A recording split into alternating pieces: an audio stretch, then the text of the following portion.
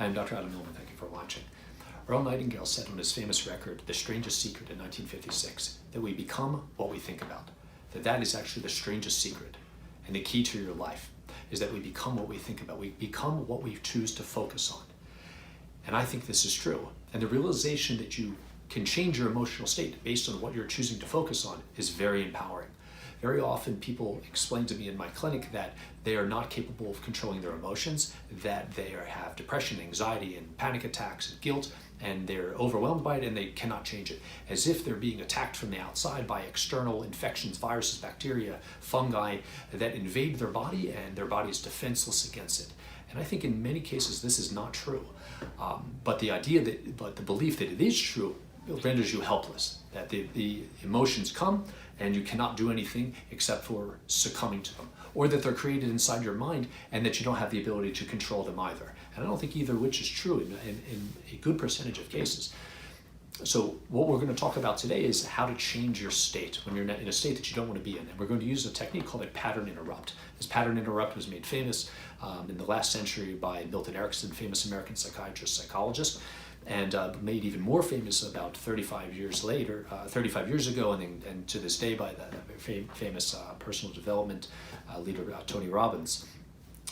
Robbins would uses vulgar, shocking language sometimes to get people out of a certain state, to shock them out of a state. Erickson would use a bicycle horn. I use a sticker on my shoe, and I've used whoopee cushions and bells, all kinds of things to get people out of a state, to show them that they can get out of a state that they don't want to be in. So what I'll do is give you a specific scenario that comes up almost on a daily basis in my office, where somebody comes in and seeming to be in a fairly empowered state, or at least at the worst, neutral. They have their coffee in their hand, maybe their Kindle or their book, and they sit down and we're talking about their lab tests and their blood pressure and other consultants that they may be seeing. And at some point I say, and I use a specific word to try to show the point, which is that you can change how you feel in an instant by changing what you focus on, based on what you hear, based on certain words that you hear. So I say, how is your depression? And something like this is what happens. I say, how is your depression? It's not good. It's not. It doesn't seem like it matters what I do. I can't.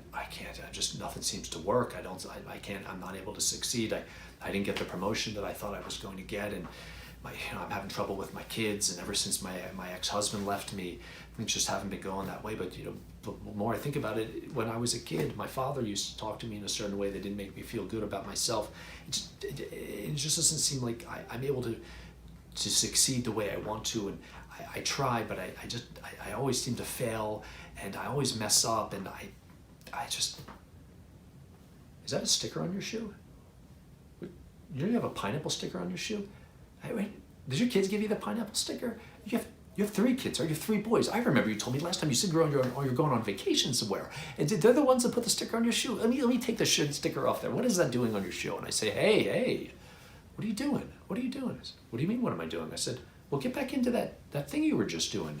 When you in a second became depressed, when I used the word depression, and you started thinking about all the things that made you depressed. And then you look at my shoe and you see a sticker on my shoe, and immediately your body language changes, your breathing changes, your body language changed to shallow breathing, and your shoulders and your chin dropped, and your speech became very slow, and you were telling me about what's all the sad things. And then you see a sticker and you look up, you start taking deeper breaths, your speech becomes faster, you're smiling, and what you just did is changed your emotional state by breaking your pattern by just looking at a simple, silly sticker on my shoe.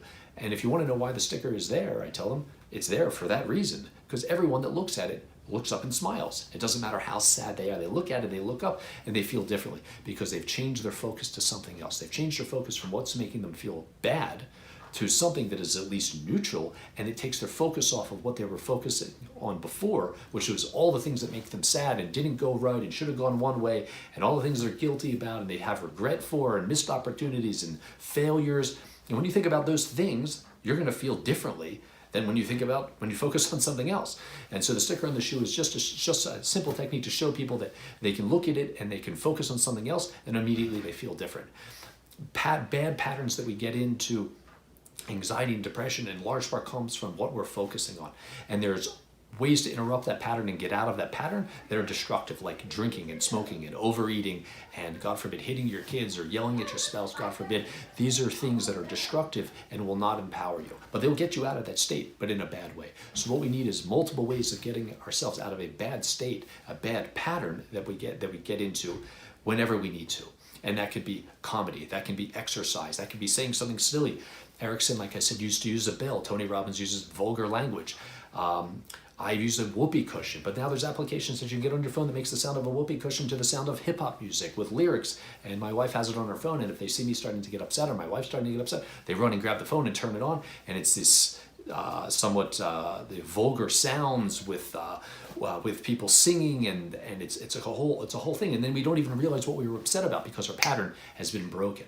And you can it's similar to taking a record or a CD, newer but still now not used too often, but people probably remember records or has heard about them, or in a CD. If you were to scratch across it and then try to play it, it wouldn't play because the pattern has been interrupted. Tony Robbins in his Awaken the Giant Within describes that by scratching across it, and then you try to play it, it won't play anymore because the pattern has been broken. So when we start to get into a bad pattern, a bad state, based on what we're focusing on and the kind of language that we're using and what we're doing with our body, we need to get out of that. We need to do it in a way that is not destructive, like smoking or drinking or overeating or yelling, because that'll get us out of it, but not in a good way. So we need to have other ways. Get up, dance, run around, do some push-ups, turn on some comedy, turn on some music, use a whoopee cushion, use a bell, use any of these things that are ways of getting out. Change the way you're thinking, change what you're focusing on, the language that you're using in your mind to break that pattern so that you don't go down this horrible rabbit hole where you feel like the emotions are dragging you down and you're totally helpless to do anything about it, because we're not. And when you realize that you're not, it is very liberating, that you control your emotions. Your emotions don't control you. You are not being victimized by your emotions. You are more in control of them than you realize. And when you realize that, it's like a weight has been taken off of you, because now you realize that you are in control. The goal is, as Richard Bandler would say, is that we need to run our own brains, run your own mind, so that you are not victimized by your emotions. So understand that you are more in control of them most of the time than you think. And with that realization, you can change your emotional state in a second. The way I do with the sticker, people look at it and they think differently. Immediately they're focused on something else, and they're thinking differently, and they feel differently, and it happens in a second. In the first case, when I say, how is your depression? It's like an actor. They go into a character. They weren't sad, and then they're sad, and then I'm able to pull them out of it by looking at a sticker.